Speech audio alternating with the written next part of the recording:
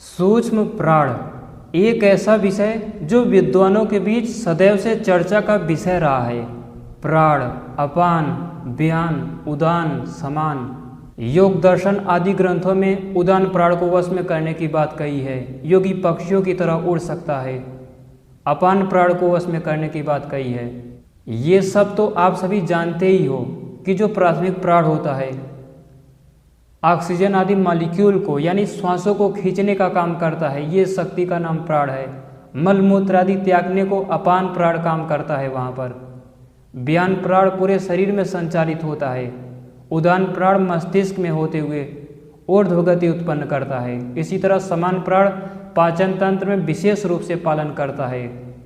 साथ ही आप सभी ने ये भी जान लिया होगा कि ये तो हमारे नियंत्रण में दिए गए सूक्ष्म प्राण हैं जो सृष्टि बनते समय क्रमिक व्यवस्था में मिले थे। लेकिन इसी तरह हमारे शरीर के एक एक रोम में ये सूक्ष्म पांचों प्राण काम कर रहे हैं। हमारी आंखों में काम कर रहे हैं। देखने की प्रक्रिया प्राण ही संपन्न कराते हैं। हाथ के एक एक यूनिट में सूक्ष्म प्राण जुड़े हुए हैं। बालों में हैं, इस माइक में हैं, मोबाइल में हैं। हर जगह ये सूक्ष्म प्राण अपनी गति कर रहे हैं।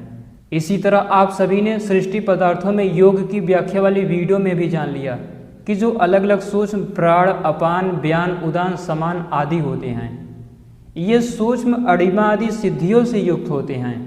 सूक्ष्म हो सकते हैं, बड़े हो सकते हैं, गायब हो सकते हैं। जहाँ पर जो आवश्यकता पड़ती है उस तरह ये सृष्टि बनाते रहते हैं। लेकिन ये तो हुई एक व्याख्या। ये होते कितने सूक्ष्म हैं, तत्वतः ये पदार्थ ही क्या हैं। ये जो बोला जाता है कि प्राण से उत्पन्न दूसरा प्राण, अत्रि से उत्पन्न उसके पुत्र, ये प्राणों के अलग अलग ऋषि रूपी पदार्थों के गोत्र क्या हैं, तत्वतः ये होते ही क्या हैं, सृष्टि में कैसे काम करते हैं। इसके साथ ही जिन लोगों ने पीछे काफ़ी वीडियोस देखी होंगी, आपके मन में ये भी इच्छा हो सकती है सूक्ष्म प्राणों को आपस में जोड़े ही कैसे। प्राचीन वैज्ञानिक जो वायु तत्व आदि को इकट्ठा कर लेते थे, कंडेंस करके दिव्यास्त्र तकनीकें आदि बनाते थे, उस स्तर पर प्राणों का मिलान ही कैसे होता है। ये प्राण वायु तत्व आदि पर नियंत्रित कैसे करते हैं, और प्राणों से भला मंत्रों की, वैदिक छंदों की या सूक्ष्म स्टिंग की उत्पत्ति ही कैसे हो सकती है। इन सूक्ष्म प्राणों की आयु के भी बारे में आप सभी ने पीछे की वीडियोस में जान लिया है। मेरे दर्शकों, ये जो सूक्ष्म प्राण अपान, व्यान, उदान, समान है, ये तो केवल एक नाम मात्र हैं। ये तत्वतः क्या होते हैं, इनके गोत्र कौन कौन से हैं, कौन सा प्राण किससे जुड़ सकता है, कब जुड़ सकता है, सृष्टि में कैसे एक दूसरे से मिलकर सृष्टि के पदार्थों पर नियंत्रण कर रहे हैं अपने ऐश्वर्य सिद्धियों आदि से, तप आदि करके। उसी तरह हम प्राण अपान उदान आदि को कैसे जोड़ सकते हैं सृष्टि के पदार्थों की तरह। कैसे पंछियाँ उदान आदि प्राणों पर कंट्रोल करती हैं, और ये तत्वतः कितने सूक्ष्म हो सकते हैं। हमारे शरीर के प्राणों ने कितना तप किया होगा, सृष्टि के पदार्थों की तरह उस प्राणों की तरह तप हमारे शरीर के प्राणों ने क्यों नहीं किया। इन सब के बारे में बहुत विस्तार से और गहन जानकारी इस वीडियो में देने जा रहा हूँ मैं। एक एक वैदिक मंत्र की उत्पत्ति किस प्राण से कैसे हुई। सीधे ये भी नहीं बोल सकते कि प्राण से इस मंत्र की उत्पत्ति हुई, अपान से। उससे उत्पन्न और भी प्राण होते हैं, अपान से उत्पन्न और भी अपान होते हैं, व्यान से उत्पन्न और भी व्यान होते हैं। तो इन सबको बहुत विस्तार से मैं बोलने जा रहा हूँ। एक विनती है कि ये मत बोलना कि ये तो प्राणों की चर्चा होती रही है। नहीं, जब कभी स्ट्रिंग थियरी वाले या आज का विज्ञान वैदिक मंत्रों को कभी छंदों से सृष्टि बनना कभी स्वीकार करेगा और सैकड़ों सालों तक वेदों का आधिदैविक अर्थों का अध्ययन करेगा, तब जाके उसके बाद यहाँ पहुँचेगा जो मैं वीडियो में आज बताने जा रहा हूँ। सब कुछ खुलासा करूँगा, एक एक उस प्राण के गोत्र तक की चर्चा करेंगे। अभी तक आप सभी यही जानते होंगे कि प्राणपान मिलते हैं और सृष्टि बनाते हैं। वास्तविकता ये है, अगर प्राणपान मिल गए सीधे तो वो असुर पदार्थों में बदल जाएंगे, वो सृष्टि बना ही नहीं सकते। और दूसरी तरफ बहुत से ऐसे लोगों को भ्रम भी हो गया है। कहीं पर कोई वशिष्ठ को प्राथमिक प्राण कहता है, बृहस्पति को प्राण कह देता है। आप सभी में बहुत से ऐसे लोग हैं जो समझना चाहते हैं क्लियर ढंग से कि किसको कौन सा प्राण कह सकते हैं। तो वीडियो को हल्के में तो बिल्कुल मत लेना, क्योंकि सबसे जो सूक्ष्म स्टिंग है, स्टिंग का भी स्टिंग जो सबसे सूक्ष्म स्टिंग है, उसकी चर्चा मैं करने जा रहा हूँ। ना समझ में आए कोई बात नहीं, एक बार देखो, 2 बार देखो, 10 बार देखना पड़े तो भी देखो अगर समय है तो, क्योंकि ये बहुत गंभीर जानकारी है।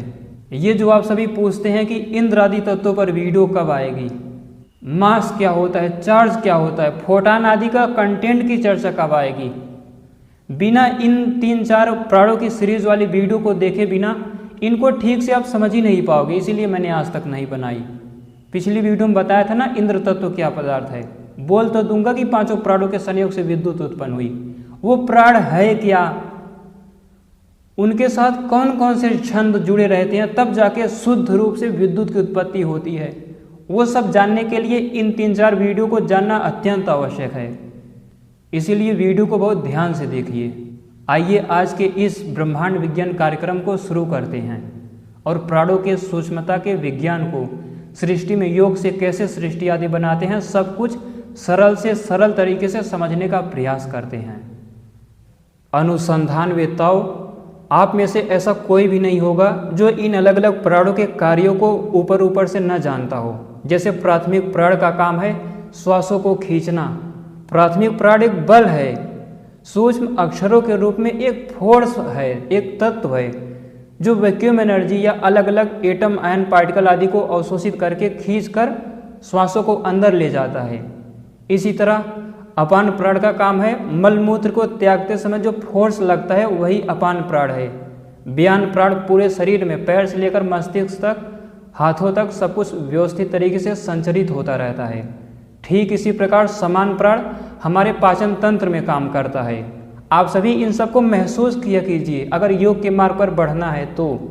इसी तरह उदान प्राण है, उदान प्राण भी हृदय आदि से लेकर मस्तिष्क तक होता है। ये मैं उस उदान आदि प्राणों की चर्चा कर रहा हूँ जो आपको नियंत्रण में दिया गया है, काफ़ी हद तक इनको कंट्रोल कर सकते हो या अभी तक किए होगे।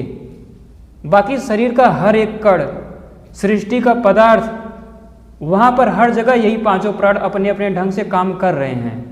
ये सब भी जान चुके हो कि प्राण अपान उदान व्यान समान, मनस तत्व की भी चर्चा करेंगे और परा ओम की भी चर्चा करेंगे। तो ये जो सूक्ष्म प्राण हैं ये अहिंसा आदि का पालन तो नहीं करते, क्योंकि वो उन्हें स्वाभाविक रूप से मिला रहता है सृष्टि में। यम और नियम, नियम में वो सीधे तप से काम करते हैं, तप, और तप करके स्वाध्याय अर्थात वैदिक मंत्रों को सृष्टि में समझकर मंत्र रूप निर्माण कर देते हैं और उसके बाद आगे क्रम से सृष्टि बनाना शुरू कर देते हैं। बाकी 5 जो स्थूल और सूक्ष्म महाभूत होते हैं वे अहिंसा आदि से अपना कार्य करना प्रारंभ करते हैं। इतनी जानकारी होने के बाद अब आइए सबसे पहले प्राथमिक प्राण की चर्चा करते हैं। अलग अलग एक प्राणों को यहाँ तक बताएंगे कि ऋग्वेद, यजुर्वेद, सामवेद, अथर्ववेद में कितने कितने सूक्त वाले छंदों को इन अलग अलग प्राणों ने उत्पन्न किया है। जैसे पहला प्राथमिक प्राण है, इसे वशिष्ठ कहते हैं। आप सभी ने अगर ऋग्वेद देखा होगा तो ऋग्वेद का 7वां मंडल इसी वशिष्ठ रूपी प्राण, प्राथमिक प्राण से सारे छंद उत्पन्न हुए हैं। 104 सूक्त हैं वशिष्ठ ऋषि वाले। इस प्राथमिक प्राण से जुड़े हुए 104 सूक्त हैं, इस प्राथमिक प्राण से उत्पन्न हुए। 104 ही नहीं है, अभी मैं बताने की शुरुआत कर रहा हूँ। लेकिन ज़्यादातर 7वें मंडल में जितने भी सूक्त हैं, लगभग 100+ सूक्त, ये सब वशिष्ठ अर्थात प्राथमिक प्राण से उत्पन्न हुए हैं। और वो 104 सूक्त, मंत्र नहीं, मंत्र तो हजारों हो जाएंगे। तो वो 104 सूक्त आप जब श्वासों को खींचते हो ना, यहाँ पर काम कर रहे होते हैं प्राथमिक प्राण के रूप में। एक प्राण नहीं यहाँ पे काम कर रहा, वशिष्ठ प्राथमिक प्राण और उससे उत्पन्न जितने भी सूक्त हैं वेदों में वो यहाँ पर काम कर रहे हैं आपके नियंत्रण में। जो है बहुत सरल और व्यवस्थित तरीके से समझाने की कोशिश करूँगा, इसीलिए ध्यान से वीडियो को देखना। प्रक्रियाएं कठिन हैं लेकिन मैं सरल करके बता रहा हूँ आप सभी को। तो 104 जो सूक्त हैं वशिष्ठ ऋषि वाले, ज़्यादातर अग्नि से जुड़े हुए सूक्त हैं। दूसरे स्थान पर इंद्र से जुड़े हुए ज़्यादातर सूक्त या मंत्र हैं इस 7वें मंडल में। उसके बाद मरुत, वरुण आदि आते हैं। थोड़ा सरल करके समझाने का प्रयास करता हूँ। सुनते हो ना, इंद्र जो विद्युत होता है, अलग अलग सूक्ष्म प्राण जब मिल जाते हैं तो विद्युत की उत्पत्ति सबसे पहले वहाँ से होती है, पांचों प्राण जब मिलते हैं।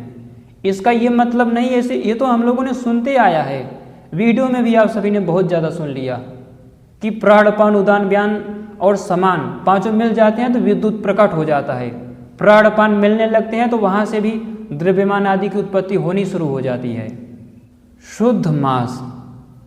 लेकिन ये जो मैंने कहा ना कि प्राण, अपान, व्यान, उदान और समान पांचों प्राण जब मिलते हैं तो विद्युत, इतना ही सही नहीं है। ये जो प्राण, अपान, उदान पांचों बताया, इसमें जो पहला है प्राथमिक प्राण, कोशिश करूंगा यहाँ लिखने की भी, ये जो प्राथमिक प्राण है और ये 104 सूक्त, ये सब वहाँ रहते हैं। विद्युत की चर्चा हो तो इंद्र से जुड़े हुए इस वशिष्ठ यानी प्राथमिक प्राण वाले 15-16 सूक्त तो होंगे ही होंगे। बाकी जहाँ भी वेदों में इंद्र देवता है उससे जुड़े हुए जो छंद होंगे वो सब उस विद्युत की संरचना को बनाएंगे। विद्युत इतना स्थूल चीज नहीं है कि अलग अलग प्राण जुड़ जाएंगे विद्युत उत्पन्न हो गया। वो तो आप सभी को एक सरल व्याख्या करने के लिए बताता था। तो इन 5 प्राणों में से जो प्राथमिक प्राण है उसके साथ इंद्र देवता सारे छंद चले जाएंगे। ये है प्राथमिक प्राण, इसे बोल सकते हैं। अग्नि के बनते समय वो सारे अग्नि देवता वाले 25-26 सूक्त सब चले जाएंगे उस अग्नि में, उसके कंटेंट होते हैं। इसीलिए मैंने कहा था कि जब उन पदार्थों की व्याख्या करेंगे तो समझ ही नहीं पाओगे अगर इस वीडियो को ना देखो। 2-3 वीडियो आएगी। सुनते हो ना आप सभी कि वरुण तत्व प्राणपान व्यान का मिश्रण होता है, समुद्रों महासागरों का एटम आयनों का स्वामी होता है, यानी उन्हें बांध के रखता है प्राणपान व्यान के द्वारा। तो उसमें से जो पहला प्राण है ये सारे सूक्त वरुण देवता वाले चले जाएंगे वहां पर प्राथमिक प्राण के रूप में। और भी जगह है 7वें मंडल में स्पष्ट है कि 104 सूक्त वाले वशिष्ठ ऋषि वाले प्राथमिक प्राण वाले सूक्त हैं, ये छंद हैं। इसीलिए सरल करके बता रहा हूँ, अन्यथा पहले मंडल में भी है और 10वें मंडल में भी कुछ है। तो यही है सूक्ष्म स्टिंग, यही है वो छंद जो उन पदार्थों के साथ लग जाते हैं। यहाँ तक कि जो ये भी बोला जाता है कि विष्णु को दीक्षणी इष्टि में 3 कपाल दिया जाता है। ठीक है, विष्णुर्वै यज्ञ, उसके लिए तो ऋग यजु साम वो 3 प्रकार के छंद हो गए, ऋग्वेद, यजुर्वेद, सामवेद, अथर्ववेद। तो चारों वेदों के जितने भी मंत्र हैं वो सूर्य आदि की कंटेंट को पूरी तरह ठीक ठीक बनाते हैं। इसी तरह अग्नि आदि को जो 8 कपाल दिया जाता है उसमें से पहला कपाल प्राण ही है। वशिष्ठ देवता से जुड़े हुए जितने भी सूक्त हैं अग्नि के, लगभग 25-26 सूक्त हैं 104 सूक्तों में, ये सारे सूक्त वहां पर उस कपाल के रूप में दे दिए जाते हैं। आप लोगों में जो ऋषियों के ग्रंथों का स्वाध्याय भी करते होंगे, ये है उसका मतलब। प्राथमिक प्राण के रूप में इतने सूक्त चले गए। सामधेनी आदि ऐसा नहीं कि पहले यजन में वही उत्पन्न होती हैं, ये सारे सूक्त उन कपालों में पहले दिए जाते हैं। बताया था ना, वरुण को यव दिया जाता है। विशेष सूक्तों वाले कुछ मंत्र होते हैं, कुछ स्टिंग, कुछ सूक्ष्म छंद होते हैं। उस पर एक अलग से वीडियो बनाएंगे कि दीक्षणी इष्टि, राजसूय इष्टि, अश्वमेध इष्टि, सृष्टि में जो होता है उसमें किसको तृप्ति के लिए कितने कपाल दिए जाते हैं। एक तरह से ये सारे ऋषियों के ग्रंथ में दिया हुआ है और इष्टियाँ कई प्रकार की होती हैं। तो सबको एक सार रूप में मैं अलग से उस पर बाद में वीडियो बनाऊंगा। अभी इतना समझो कि जो अलग अलग कपाल दिए जाते हैं वो जैसे प्राण का कपाल दिया गया। कपाल का मतलब क्या होता है? पात्र। ये छंदों का समूह वशिष्ठ ऋषि वाले प्राथमिक प्राण वाले 25-26 सूक्त पूरे के पूरे जिनके देवता अग्नि हैं ये दे दिए गए।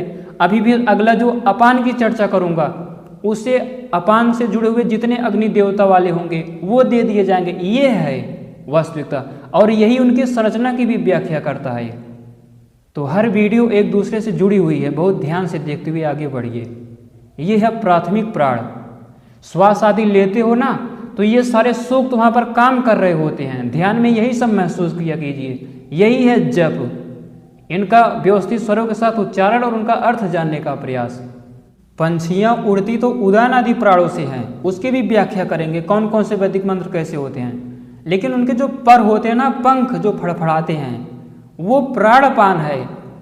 अभी मैं यहाँ बैठा हूँ, अगर उठ जाऊं यहाँ से खड़ा हो जाऊं तो ये उदान प्राण की शक्ति होगी। उदान प्राण वाले सारे सूक्तों का बल होगा।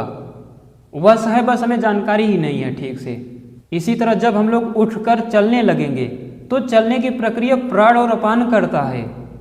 ये नहीं कहेंगे कि आगे पीछे चलना, लेकिन हाँ, जब प्रतिकर्षण होता है तो अपान काम करता है, और जब हम आकर्षित होकर आगे बढ़ने का प्रयास करते हैं तो ये प्राथमिक प्राण होता है। तो चलने फिरने का काम, हाथों से कोई भी काम करते हो, ये मुख्य तौर पर बता रहा हूँ, करते पांचों प्राण है वहाँ पर। तो चाहे चलने फिरने में प्राथमिक प्राण, क्योंकि जब पृथ्वी को पीछे ढकेलने का प्रयास करते हो, आकर्षण और प्रतिकर्षण, वहाँ प्राणपान काम करते हैं।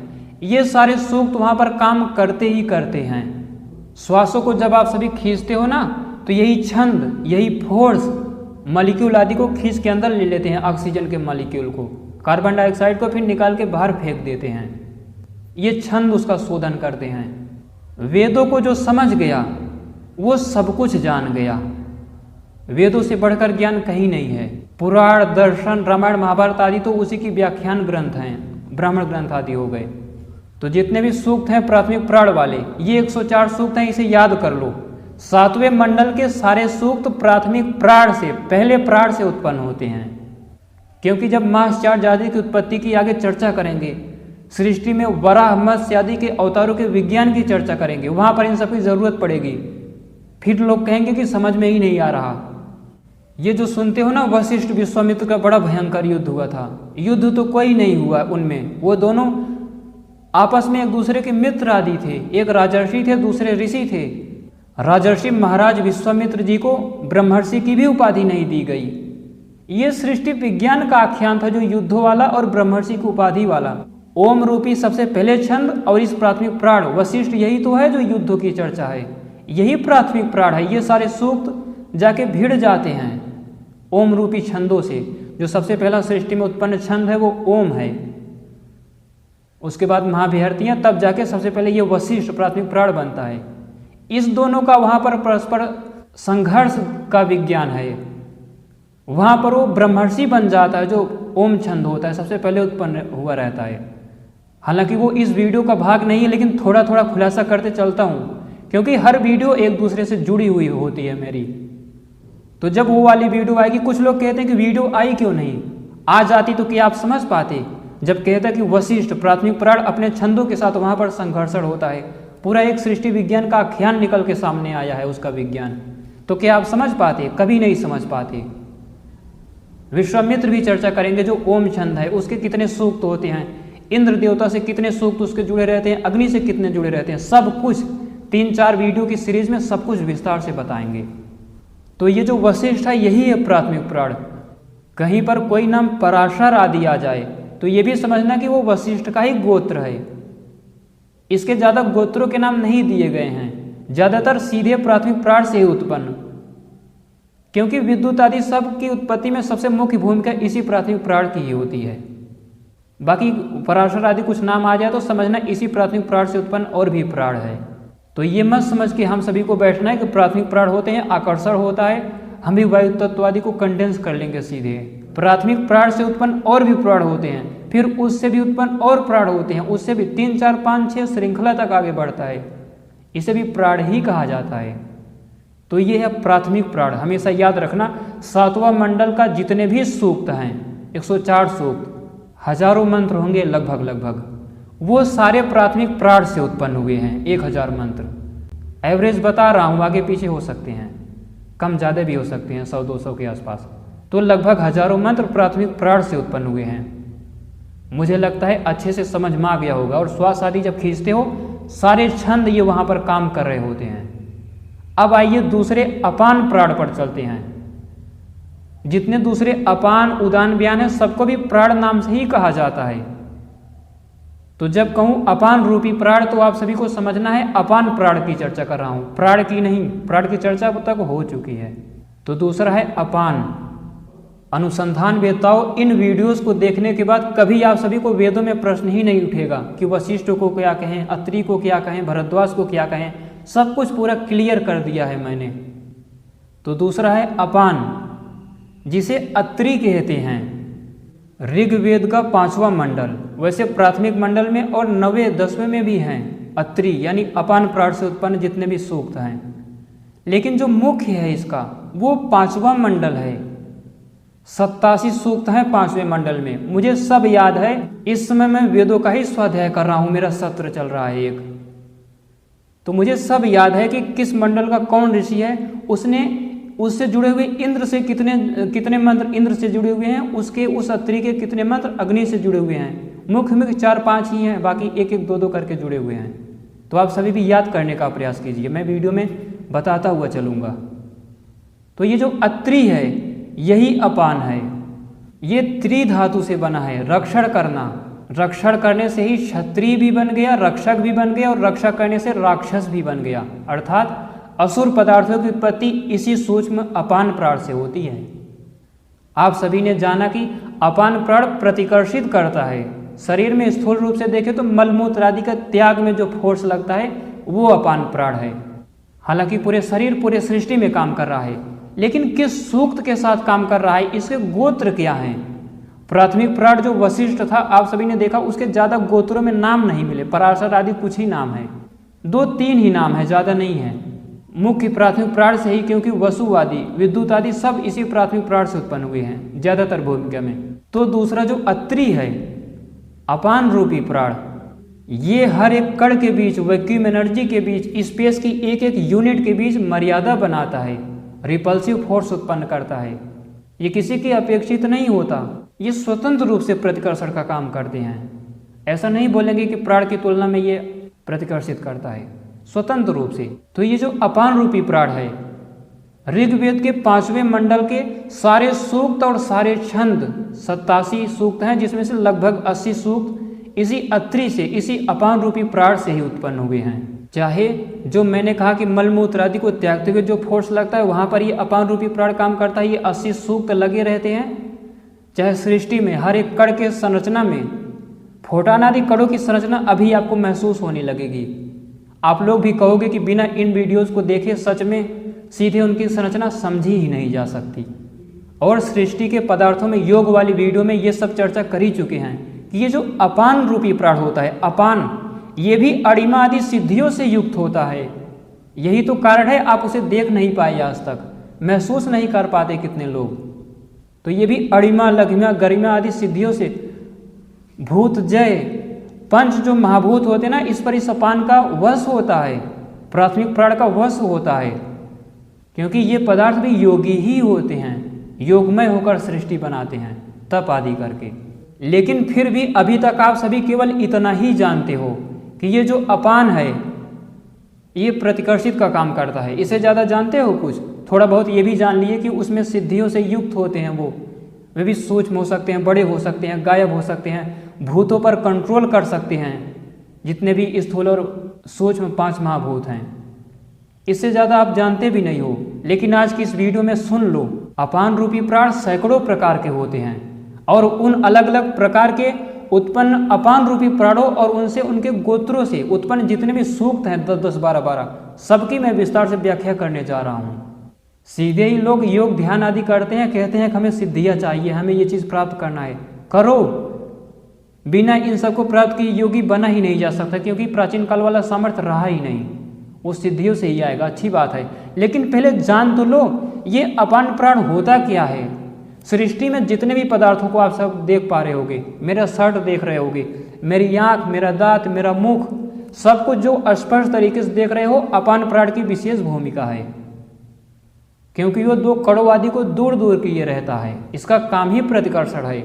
ये प्रतिकर्षण कितने प्रकार का हो सकता है, एक एक करके मैं व्याख्या करता हूँ। अब ये वीडियो बहुत ध्यान से देखना, नहीं तो इसी आधार पर जब आगे सूक्ष्म कणों की व्याख्या की जाएगी, सूक्ष्म अग्नि तत्व, फोटान आदि कण, सोम तत्व, प्रोटॉन आदि का कंटेंट कैसे एक दूसरे से बधा हुआ है, मिल क्यों नहीं जा रहा, तो फिर वो बातें मस्तिष्क से पार हो जाएंगी। इसीलिए वीडियो को ध्यान से देखिए।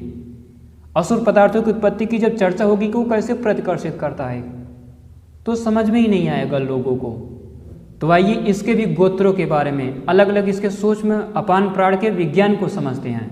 अभी तक आप सभी यही जानते हो कि प्राण अपान आपस में मिल जाते हैं।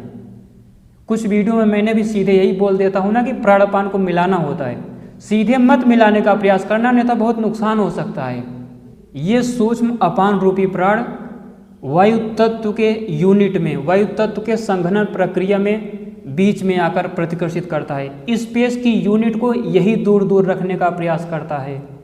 असुरों का काम नहीं होता कि स्पेस की यूनिट के बीच आके पकड़े रहते हैं दो यूनिट को, बताया था ना एक वीडियो में उच्चतम योग वाली।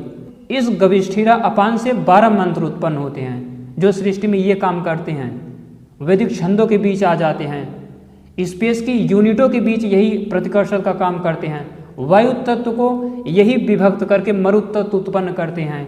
यही 12 मंत्र गविष्ठिरा अपान रूपी प्राण से जो उत्पन्न होते हैं, ये अलग अलग पार्टिकल के बीच ये 12 मंत्र फोटान आदि कणों को, क्योंकि ये जो गविष्ठिरा ना इसका देवता ही अग्नि है, फोटान आदि कणों के एक एक यूनिट के बीच यही 12 मंत्र गूंज रहे हैं, उसकी डिफाइंड संरचना बना रहे हैं प्रतिकर्षित करते हुए।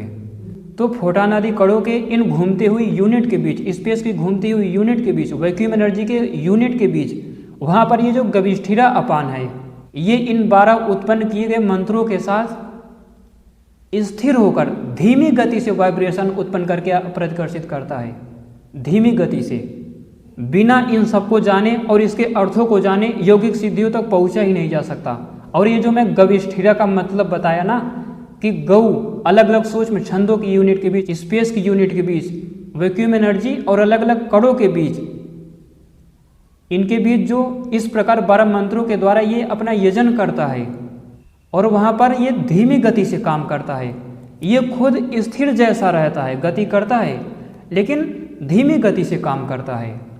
ये मैंने ऐसे वहाँ से केवल इतना ही नहीं पढ़ा है कि गवि स्थिरा, गौ धातु से और स्थिरा, इतना ही नहीं पढ़ा है। मैंने उन मंत्रों को भी देखा है इस वीडियो को बनाने से पहले। उन मंत्रों को देखकर ये भाव जो निकल रहा है वो मैं गविष्ठिरा का, इस अपान का आकर्षण के प्रति क्या व्याख्या है वो बता रहा हूँ। तो ये मत समझना कि केवल शब्दों से ही ये अर्थ निकल के आया है। उन मंत्रों को भी, 12 मंत्रों को भी मैंने देखा कि फोटान आदि सूक्ष्म कणों में क्या भूमिका है, तो थोड़ा थोड़ा बताते हुए चल रहा हूँ। जब कभी कंटेंट की व्याख्या करेंगे तो विस्तार से वहाँ पर खुलकर व्याख्या करूँगा। ये था। दूसरा है कुमारात्रेय। ये जो सूक्ष्म अपान है ये किसी भी कण में वायु तत्व या वैक्यूम एनर्जी में, वैक्यूम नहीं बोलूँगा क्योंकि खाली ऊर्जा थोड़ी है, वो वायु तत्व में भरी हुई ऊर्जा है, वो खाली नहीं है। तो वायु तत्व में अलग अलग फोटान आदि कणों में, इसका भी देवता अग्नि है ज़्यादातर, तो उसमें उसके बाद छंदों की यूनिट के बीच यहाँ पर ये करता क्या है, यहाँ पर ये वृद्ध हुए, पुराने हो गए सूक्ष्म कणों के अंदर उन स्ट्रिंग में नवीनता ला देता है, नया कर देता है। कुमारात्रेय वृद्धावस्था, जो सुनते हो ना कण आदि भी तो क्षीण होते हैं धीरे धीरे।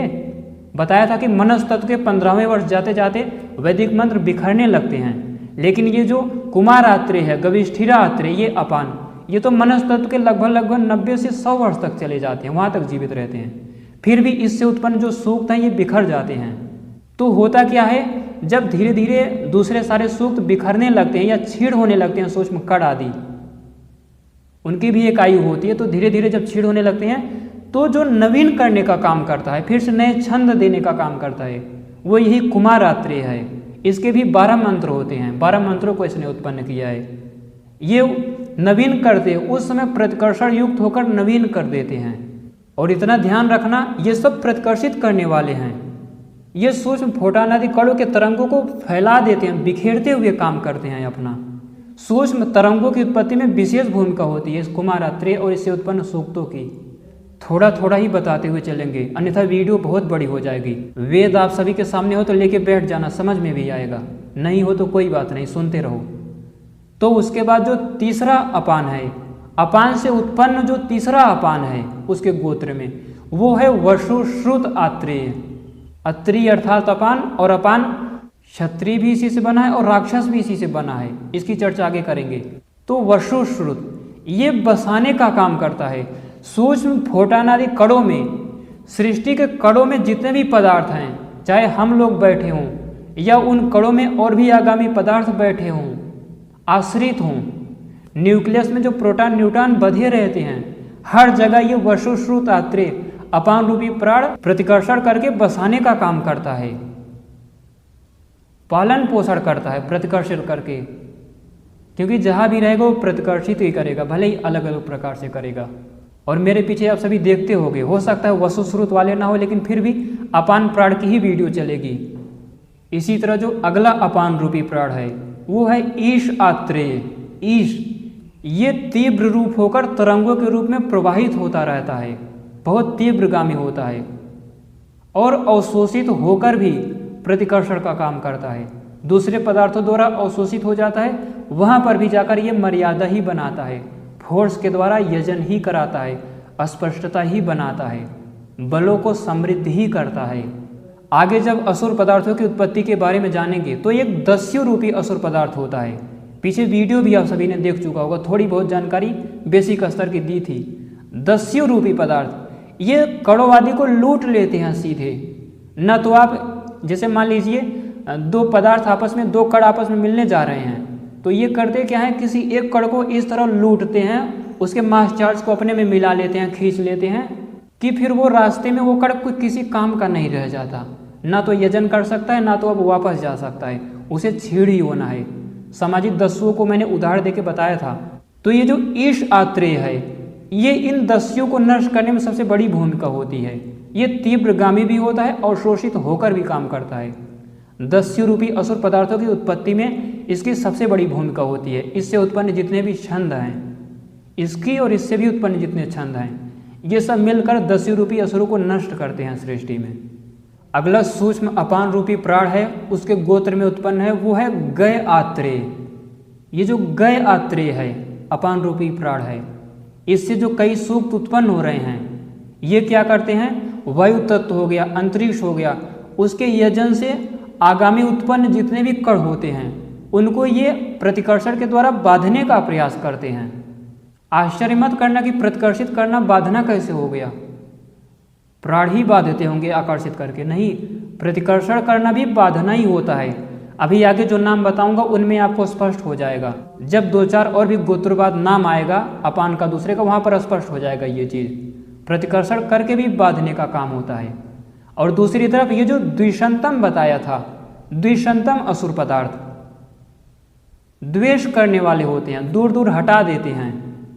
जब जब कण मिलने जाते हैं, जब जब वैक्यूम एनर्जी से कण उत्पन्न होने की प्रक्रिया होती है, जब जब सूक्ष्म कणों में या फिर सूर्य में या पृथ्वी में संलयन होने जाने होता है, तो वहां पर ये दूर दूर कर देते हैं, द्वेष करते हैं, ईर्ष्या की उत्पत्ति। समाज में आप सभी को मैंने उदाहरण देके बताया था कि इसी प्रकार समाज में भी द्वेष करने वाले दुष्ट होते हैं, जैसे दस्यु थे लूटने वाले। तो ये जो द्विषंतम होता है, ये गय रूपी आत्रेय अपान रूपी प्राण, ये उस द्विषंतम को नष्ट करने में, उसको दूर भगाने में अपना काम करता है, प्रतिकर्षित करके असुरों को भी ये भगाता है। बताया था ना, शतपथ ब्राह्मण में भी एक आख्यान है असुरों की उत्पत्ति कैसे हुई। राक्षस रक्षा करने से क्षत्रिय बन गए, दूसरी तरफ नष्ट करने से ही राक्षस बन गए, शतपथ ब्राह्मण कह रहा है। ये सीधे सम्मुख होकर किसी भी पदार्थ को प्रतिकर्षित करता है, रिपल्सिव करता है। और जिस फोर्स से शरीर के अवशिष्ट पदार्थ बाहर निकलते हैं या फिर सृष्टि में जहाँ भी मर्यादा बनती है वहाँ पर ये काम करता ही करता है। ये सूक्त पुरुवात्रेय, ये अपान रूपी प्राण। इस अपान रूपी प्राण के दो सूक्त हैं। इसी तरह अगला है वव्रीह आत्रेय, एक और है द्वितात्रेय। ये जो दोनों है ना, ये सीधे सृष्टि के उन फोर्स को, बलों को ही नियंत्रित करने का काम करते हैं, वव्रीह द्वितात्रेय। इसी तरह अगला है प्रयस्वंतात्रेय, प्रयस्वंत अपान रूपी प्राण। ये प्रतिकर्षण के द्वारा, रिपल्सिव फोर्स के द्वारा समृद्धि नहीं करता, मर्यादा ही नहीं बनाता, ये हिंसक भी होता है। देवकणों को भी नष्ट करने का कहीं कहीं काम करता है। हिंसक का तात्पर्य आप सभी जानते हो, समाज में कुछ अच्छे लोग, सामाजिक लोग समाज सेवा करते हैं, वो भी हिंसक होते हैं। कुछ क्या कहूँ, आज तो अधिकतर लोग हिंसक ही हैं। इसी तरह जो अगला अपान रूपी प्राण है वो है सस आत्रेय। सस, बार बार मैं आत्रेय इसीलिए बोल रहा हूँ, कहीं पर भी अत्रेय तुरंत अपान समझना है। वशिष्ठ आए, कश्यप आदि को भी प्राथमिक प्राण कहते हैं, लेकिन मुख्य जो ज़्यादा हैं, वशिष्ठ आए तुरंत प्राथमिक प्राण ही समझना है, वहाँ पर व्यान और उदान मत समझ लेना। अत्रेय है तो अपान ही समझना है। तो सस आत्रेय ये एक ऐसा प्रतिकर्षण युक्त तत्व है, अपान रूपी प्राण है, जो प्रतिकर्षण में भी मर्यादा रखता है अपने, न तो ज़्यादा प्रतिकर्षित करेगा न तो कम करेगा, मध्यम ही प्रतिकर्षित करता है। अगर ये प्रक्रिया, ये दो चार सूक्त इसके ना होते तो मेरा ये शर्ट बन ही नहीं पाता, ये शरीर बन ही नहीं पाता। आप जिस वीडियो को देख रहे हो, आपकी आंखें, वो वीडियो कुछ नहीं बन पाता। मर्यादित रूप से ये सस आत्रेय ही है, अपान रूपी प्राण है, जो प्रतिकर्षित करने का काम करता है। ना तो ज़्यादा प्रतिकर्षित करेगा, ना तो कम, बैलेंस बनाता है प्रतिकर्षण के द्वारा। अभी आगे जब समान या उदान आदि की भी चर्चा करेंगे तो वो भी बैलेंस बनाते हैं। बयान भी बैलेंस ही बनाता है, लेकिन वो प्रतिकर्षण करके बैलेंस नहीं बनाएंगे, वो आकर्षित करके जोड़कर कोई समान रूप से बनाएंगे, लेकिन ये प्रतिकर्षित करता है, वो भी समान रूप से। इसी तरह एक है विश्व सामा आत्रेय। मैंने याद करने का प्रयास किया था, आधा याद हो गया, धीरे धीरे बोलते बोलते हो सकता हो जाए। तो है विश्व सामा आत्रेय। क्रम से तो देखना ही पड़ता है, लेकिन बार बार देखोगे तो याद हो जाएगा धीरे धीरे। तो है विश्व सामा आत्रेय। इसी तरह एक और है द्युम्नात्रेय, साथ साथ ही बताते हुए चलता हूँ, थोड़ा जल्दी हो जाएगा। द्युम्नात्रेय, ये ऐसे होते हैं अपान रूपी प्राण, ये शत्रु रूपी पदार्थों को, शत्रु मतलब डार्क मैटर ही मत समझना, देवों में भी शत्रु होते हैं, तो ये शत्रु रूपी पदार्थों को केवल नष्ट ही नहीं करता द्युम्न और विश्व सामा। विश्व सामा तो नियंत्रित कर देता है, लेकिन ये जो द्युम्न होता है, ये शत्रु रूपी पदार्थों को नष्ट करने के साथ साथ उनका ऐश्वर्य भी छीन लेता है। और आप सभी जानते हो जो वरुण तत्व होता है, उसमें अपान या उदान आदि की ज़्यादा भूमिका होती है, वहाँ पर ये सब छंद लगे रहते हैं। शुरू के जो मैंने अपान रूपी प्राणों को बताया, आधे लगभग, अब आधे के बाद चल रहे हैं। आधा जो बताया वो अग्नि आदि देवता से जुड़े हुए थे, अब इंद्र, वरुण आदि, मरुत आदि से जुड़े हुए हैं, विश्व देवा से जुड़े हुए हैं, जिनको मैं बता रहा हूँ।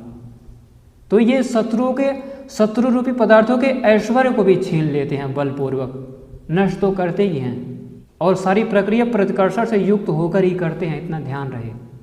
प्रतिकर्षण का यही मतलब, जैसे आपके मन में कोई ईर्ष्या होती है दूसरे के प्रति और आप मारने जाते हो, ऐसे ही अपने ऊपर लागू कर करके समझोगे ना, और अच्छे से समझ में आएगा। नहीं तो लगेगा कि कोई किसी के ऐश्वर्य को प्रतिकर्षित होकर कैसे छीन सकता है, हर एक बात में मेरी फंस जाओगे। इसीलिए अपने ऊपर लागू करके योग के आधार पर सृष्टि में उन तत्वों को महसूस किया कीजिए, समाज पर भी लागू कर करके। तो जैसे ईर्ष्या आदि से युक्त होकर दूसरों को मारने जाते हो, किसी की उपेक्षा कर देते हो ना, तो अभी तो उससे जुड़े रहते हो, उसका विरोध करते रहते हो। मान लो कोई दुष्ट व्यक्ति है, जब हम उसकी उपेक्षा कर देते हैं, फिर भी कहीं ना कहीं तुलना तो होती ही रहती है।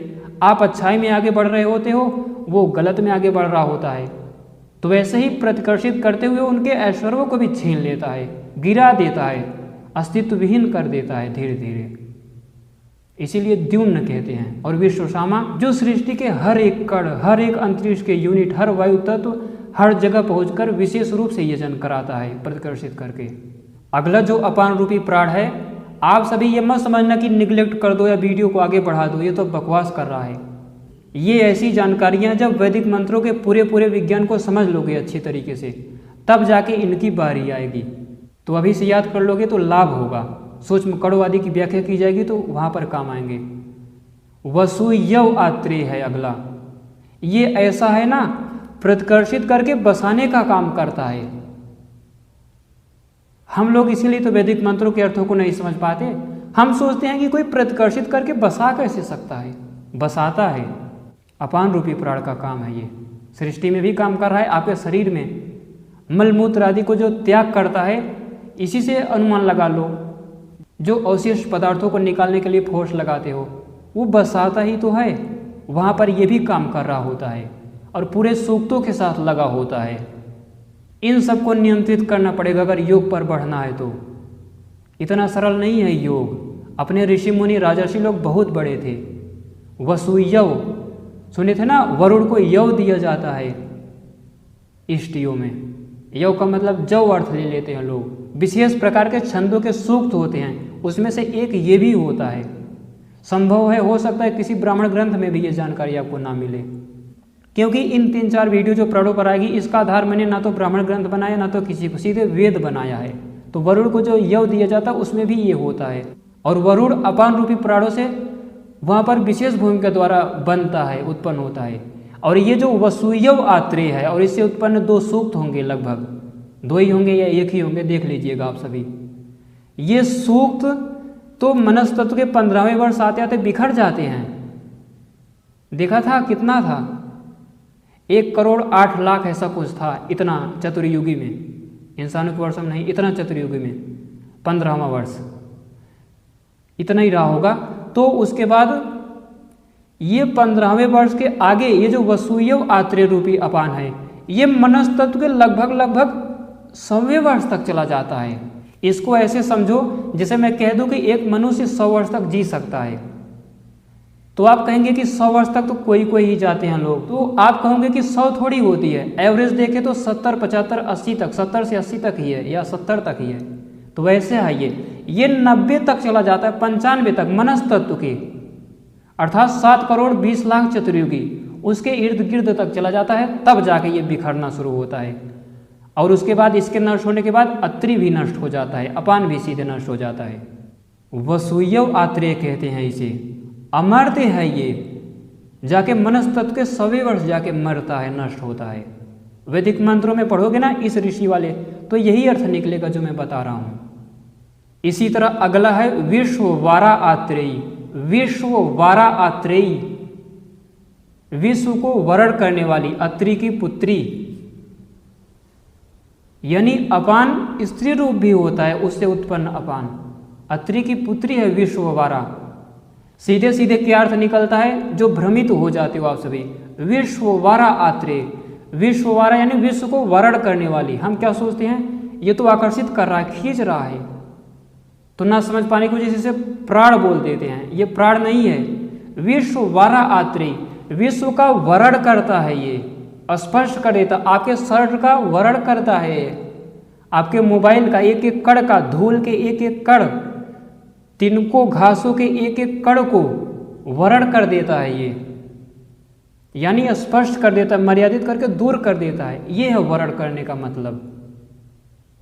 तो यहां पर अपान रूपी प्राण है, कोई इसका ये अर्थ ना करे पहले तो अत्रि से उत्पन्न हुआ है, यही से ये अपान हो गया, यहीं पर वाद विवाद की चर्चा ही खत्म हो गई। लेकिन अगर हम बोले कि ये प्राथमिक प्राण है या कुछ और, तो समझना चाहिए कि विश्व वरण करता है ये। अगर जो वीडियो को अभी तक और ध्यान से देख रहे होंगे, आप सभी को कितनी गहरी जानकारी हो गई होगी। सबको अनुमान हो रहा होगा कि जब इसका जो देवता देखें तो अब इधर आ गए हैं, यानी शुरू में अग्नि दिया था, फिर इंद्र आदि, विश्व देवा हो सकता है, मैं भूल रहा हूँ, जो भी हो, इंद्र या विश्व देवा।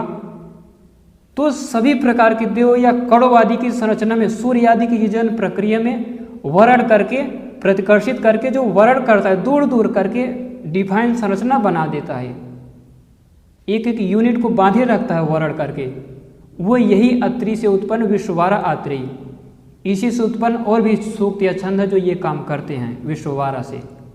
एक ही सूक्त है, 6 मंत्र है जिसमें, तो ये वरण करने का काम करते हैं। अगला है बभ्रुवात्रेय। बभ्रुवात्रेय ये एक ऐसा अपान रूपी प्राण है जो तीव्र वज्र रूपी छंदों को उत्पन्न करता है, और इसी के द्वारा उत्पन्न किए गए छंदों से वृत्रादि नष्ट होते हैं इंद्र के द्वारा। इसका देवता इंद्र ही होगा जहां तक मुझे लगता है। हाँ सही है, इंद्र ही है। इसका मुख्य काम आपह तत्व को कंट्रोल करने में होता है। ये जो जितने भी एटामायन होते हैं ना, मेघ रूपी वृत्रादि भी होता है, सबको कंट्रोल करने का काम इससे उत्पन्न सूक्त करते हैं, और ये सूक्ष्म अपान रूपी प्राण करता है बभ्रु। इसी तरह अगला अपान रूपी प्राण है अवस्युः। अवस्युः इसका देवता इंद्र है। अब इधर जितने बता रहा हूं लगभग विश्व देवा इंद्र आदि हैं, अग्नि नहीं। तो होता क्या है, अवस्यु शुष्ण आदि कुछ असुर पदार्थ होते हैं। शुष्ण इसके बारे में जानकारी नहीं होगी आप सभी को, ये भी एक असुर पदार्थ होता है, बड़ा ही भयंकर होता है सृष्टि में, यजन में विशेष बाधा डालता है। तो इस अवस्यु रूपी अपान प्राण से उत्पन्न जितने भी छंद हैं, ये इंद्र देवता के साथ लगकर इस शुष्ण का अंत करते हैं, भगाते हैं, यजन से निकाल देते हैं। ये सारे सूक्त अवस्यु रूपी अपान से जो उत्पन्न होते हैं, प्रतिकर्षित होकर उस शुष्ण आदि असुरों को नष्ट करते हैं, मार के भगाते हैं, यजन प्रक्रिया को आगे बढ़ाने में मदद करते हैं, प्रतिकर्षित होकर रिपल्सिव फोर्स उत्पन्न करके। इसी तरह अगला अपान रूपी प्राण है गातुः आत्रेय।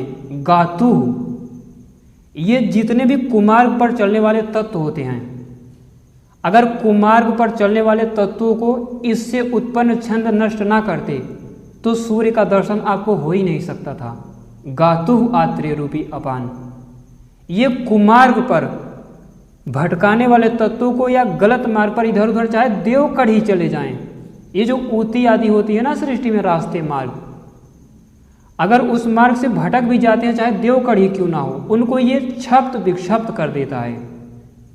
क्योंकि गलत चले जाने से आप सभी जानते हो, सामान्य रूप से विचार करो ना, कोई ट्रैफिक हो, गलत जाओगे तो कई लोगों को फिर समस्या होगी, भिड़ जाओगे जाके, आपको तो उतना नुकसान नहीं होगा, आपको तो जाना ही है क्योंकि गलत हो गए हो, आपके पीछे 10 लोग और चले जाएंगे जिनसे जाके टकराओगे या जिनके रास्ते में गलत जाके खड़े हो जाओगे।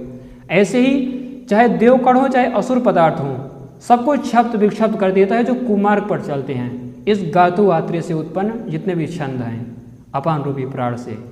इसी तरह सदा प्रीड़ आत्रेय है, सदा प्रीड़, और एक भौम आत्रेय है।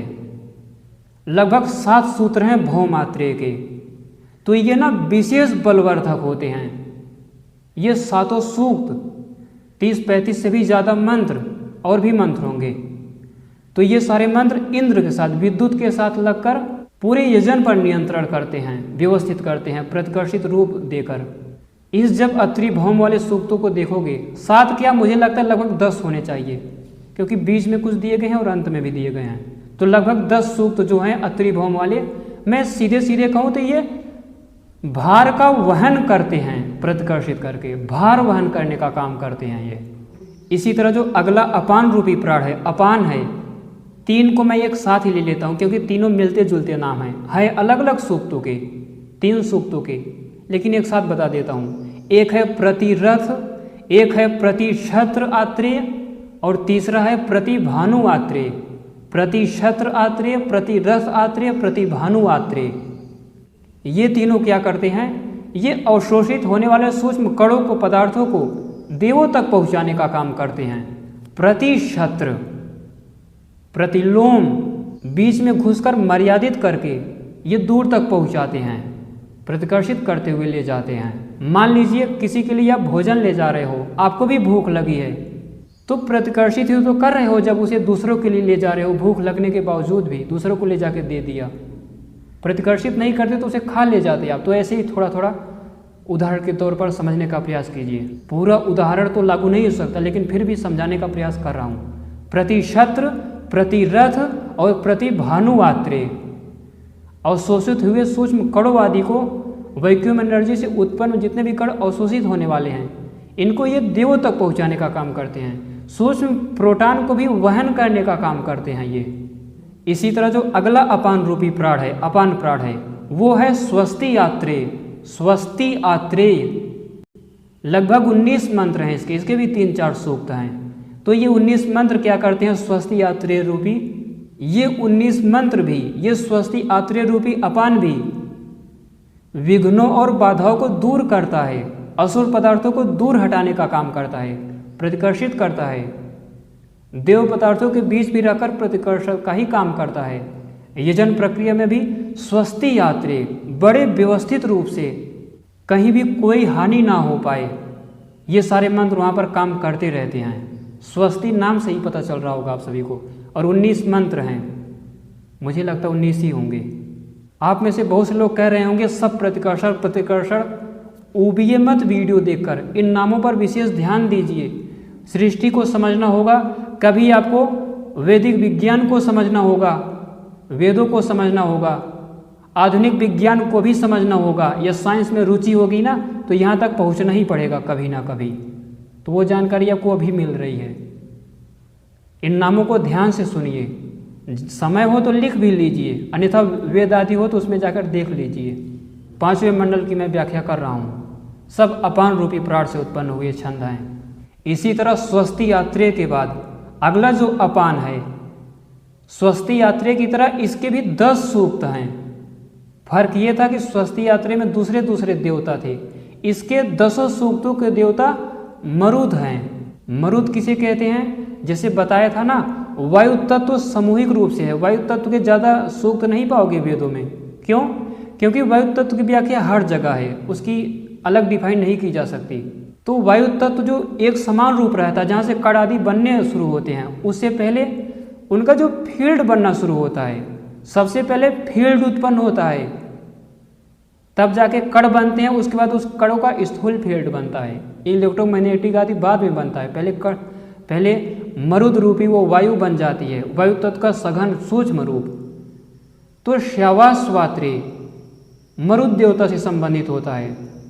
मरुद यम का पालक होता है। यम अहिंसा, सत्य, अस्तेय, ब्रह्मचर्य, अपरिग्रह। हालांकि 10 यम होते हैं, 5 केवल योग दर्शन में 5 दिए गए, यम 10 होते हैं, नियम भी 10 ही होते हैं, बाद में कभी चर्चा करेंगे। जो मरुद है ना, ये यम का पालन करता है कड़ों आदि को बनाते हुए। तो ये श्यावाश्व आत्रेय रूपी अपान क्या करता है? फ्रिक्शन, आप सभी जानते हो, फ्रिक्शन फोर्स की उत्पत्ति का जिम्मेदार यही श्यावाश्व आत्रेय है। 10 सूक्त वायु तत्व में जो 10 सूक्त उत्पन्न होते हैं ना, ये फ्रिक्शन का काम करते हैं, संघर्षण का काम करते हैं, आपस में संघर्षित।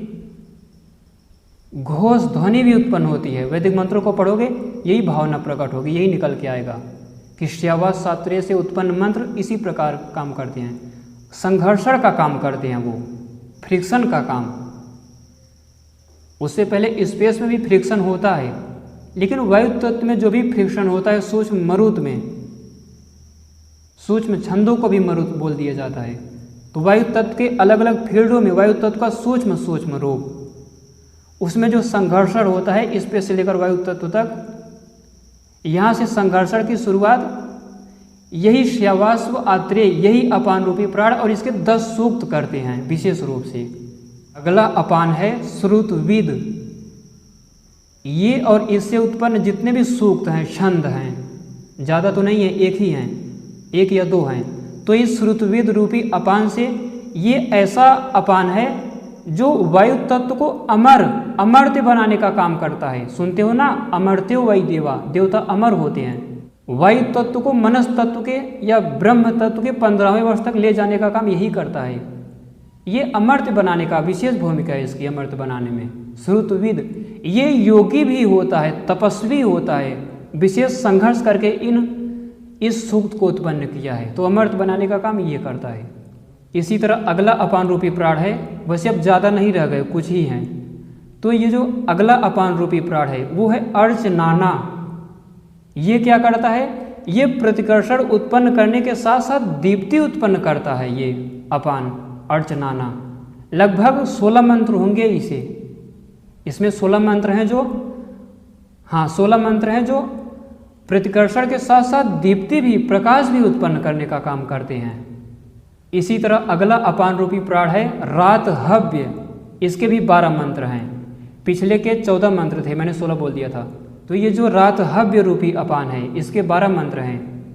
ये अहिंसक है, अहिंसा समझते होगे आप सभी, उस वीडियो में देखा था। ये रातहव्य रूपी अपान अहिंसक होने के साथ साथ हवि रूप पदार्थों का आधार भी है, प्रतिकर्षित करके उन्हें आधार प्रदान करता है। प्रतिकर्षण का मतलब अगर अभी भी ना समझ में आया हो, पति पत्नी का वो व्यवहार नहीं होता जो पिता और पुत्री का होता है। समझ में आया? एक तरफ काम के प्रति आकर्षण है, एक तरफ काम के प्रति प्रतिकर्षण है। समाज के स्त्री पुरुषों का आज तो उदाहरण भी मैं देने लायक नहीं बचा, फिर भी मान लेते हैं कि अपने अच्छे लोगों में बचा हुआ है। लड़के लड़कियों का एक गांव का दूसरे गांव से, अगर उन्हें बहन आदि मानकर चलते हो तो कामुकता के प्रति प्रतिकर्षण है उनका। तो ये है प्रतिकर्षण, यानी आपने मर्यादा बना दी वहाँ। देखो अपान प्राण का कितना महत्वपूर्ण रोल है। समाज की स्त्रियों को, दूसरे गांव की स्त्रियों को बहन मानकर चलते हो तो देखो पूरा समाज श्रेष्ठ हो जाता है, सर्वश्रेष्ठ हो जाता है, जबकि आपने प्रतिकर्षित किया कामना का, किसी चीज़ को प्रतिकर्षित कर दिया। तो इससे भी मर्यादा बनती है, प्रतिकर्षण से भी सृष्टि बनती है। ऐसे ही समझकर व्याख्या भी कर सकते हो। रातहव्य रूपी अपान है, अहिंसक के साथ साथ हवि रूपी पदार्थों को आधार प्रदान करता है, ये आधार। अगला अपान है यजत आत्रेय। यजत ये क्या करता है? ये अपराजेय है, ये किसी असुर आदि पदार्थों से पराजित ही नहीं होता, इसका भी अपना खुद का सूक्त है। तो ये क्या करता है? अपराजेय है, पराजित नहीं होता, विशेष बलयुक्त होते हुए प्रतिकर्षण की भावना के साथ यजन कराता है। ये यजतात्रेय रूपी अपान, इसके खुद के सूक्त हैं, मंत्र हैं। आप समझ में आया? लोग क्या समझते हैं, वेद तो इतना सरल है, ऐसे ही सब व्याख्या कर दी जाएगी। विचार करके देखो, सिद्धियों के स्तर पर जाने के लिए किस हद तक जाना पड़ेगा आप सभी को। सूक्ष्म फोटान ही ले लो, इलेक्ट्रॉन या किसी के कण की संरचना को समझने के लिए स्ट्रिंग थ्योरी की तरह कहकर थोड़ी भाग सकते हो कि 10 की पावर इतनी स्ट्रिंग होंगी, बात खत्म। आपको एक एक स्ट्रिंग, एक एक छंद तक जाना होगा। ऋषियों मुनियों की तरह, बहुत बड़े थे वो लोग, पूरा जीवन इसी में चला गया मेरे ऋषियों का, राजर्षियों का, योगियों का, महान पूर्वज वैज्ञानिकों का। इसी तरह यजतात्रेय के बाद जो अगला अपान है, अपान रूपी प्राण है, वो है उरुचक्री आत्रेय। उरुचक्री ये क्या करता है, चक्रण गति से युक्त होते हुए सभी पदार्थों में यही नियंत्रित करता है, चाहे स्पेस की यूनिट हो, वायु तत्व हो, देव हो, असुर हो। ये और इसके सूत्र उरुचक्री, इसके इस अपान के सूत्र, वो मंत्र सारे सूक्ष्म कणों आदि के अंदर, स्पेस के अंदर चक्रण गति करते हुए, बलवर्धक होते हुए मर्यादा बनाता है, नियंत्रित करता है, सीधे कहूँ तो कंट्रोल करता है, नियंत्रित करता है उनको चक्रण गति करते हुए। इसी तरह जो अगला अपान रूपी प्राण है बाहुवृत्त, ये क्या करता है, ये दूसरे पदार्थों को आश्रय देकर सृष्टि बनाता है, यजन कराता है, प्रतिकर्षित होकर, ये आश्रय युक्त होकर अपना काम करता है, ये और इससे उत्पन्न छंद। इसी तरह अगला अपान है पौरात्रेय। पौरात्रेय क्या करता है, ये सूक्ष्म कणों को अबाधित गति प्रदान करता है, बाधा रहित होकर और उन्हें बाधा रहित कर कर वहाँ पर यजन कराता है।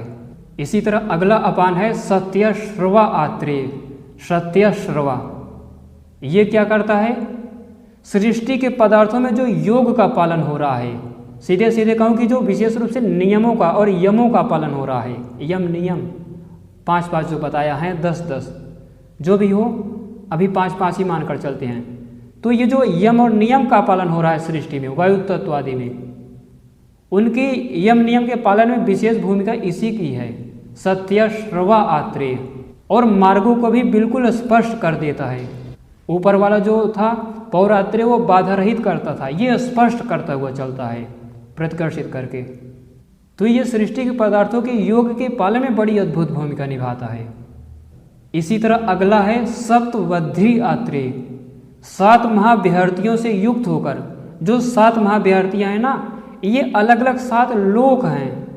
लोक कह सकते हो, कुछ लोग डायमेंशन आदि भी बोल देते हैं, जो समझना है, जो बोलना है बोल लो। महाविहर्तियों से जो सृष्टि बनी हुई, तो 7 विशेष महाविहर्तियों से युक्त होकर ये सप्तवध्री नामक अपान अपना यजन करता है, प्रतिकर्षित करके। दूसरे सभी 7 महाविहर्तियों से युक्त रहते हैं। या फिर ऐसा कह सकते हैं कि भू भुव स्व आदि महाविहर्तियों से 2-3 के ही 2-2, 3-3 बार वाइब्रेशन से युक्त होकर ये उत्पन्न होता है। ये भी सही हो सकता है, और 7 महाविहर्तियाँ के एक वाइब्रेशन भी सही हो सकता है। ये ठीक है, ज़्यादा ठीक है ये। तो इस प्रकार ये यजन कराता है और विशेष रूप से बाधित करके यजन कराता है। सप्तवध्री बाधा रहित करता है, बाधता है, प्रतिकर्षित करता है विशेष रूप से। और जो अंतिम अत्रि रूपी अपान है, हो सकता है दूसरे और भी वेदों में हों, 2-1, 2, 3, 4 और भी हों, फिर भी मैं इतना ही लेता हूँ। ये है गोप वन आत्रेय। गोप वन, सृष्टि में भी वन होता है, छंदों रूपी वन होता है, छंदों रूपी वृक्ष होते हैं। वृक्ष शब्द छंदों से ही आया है।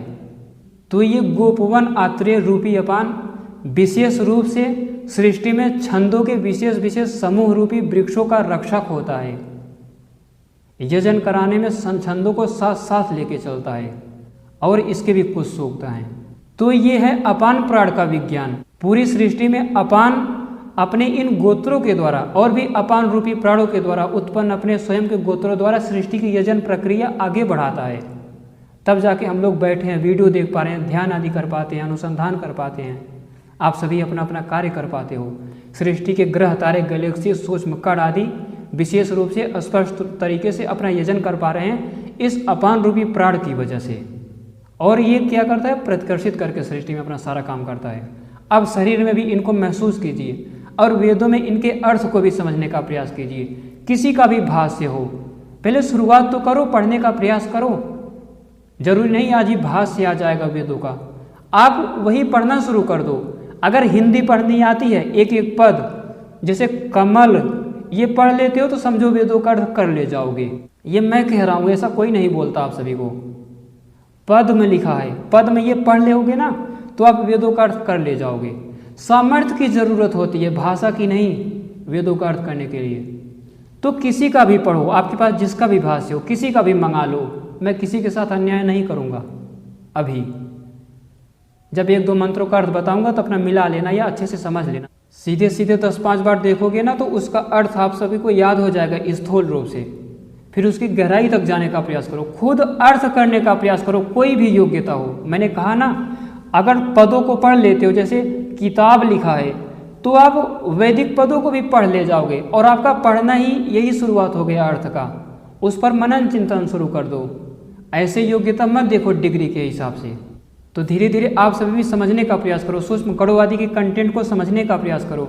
इस जन्म में नहीं तो अगले जन्म में ये सब जानना ही पड़ेगा। इससे अच्छा है अभी से शुरुआत करो समय निकाल के। तो यही है प्राण और अपान का विज्ञान। आगे 2-3 वीडियो में और भी विस्तार से अब आगे की चर्चा करेंगे। मुझे लगता है आप सभी को अच्छा लगा होगा। ब्रह्मांड विज्ञान के इस कार्यक्रम को पूरा देखने के लिए धन्यवाद।